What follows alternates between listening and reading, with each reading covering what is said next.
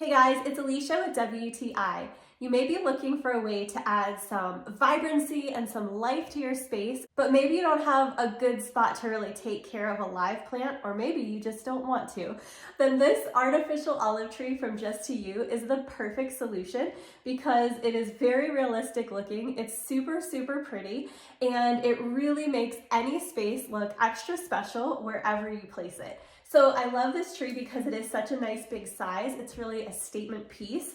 And I love that it has a lot of foliage, so it looks really full, really abundant, and it's just gorgeous. So the leaves on this are super pretty. They have a really nice green color with a lighter color on the back, so it really does look just like an olive branches. It's got little olives that are such a nice, cute little detail, and it comes easy to assemble by just simply placing the upper branch on the lower trunk and you're good to go.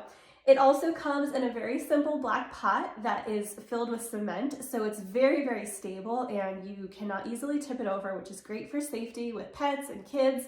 It looks great anywhere. You could put it in your living room or in your entryway. It would be perfect to bring a little greenery to your office space.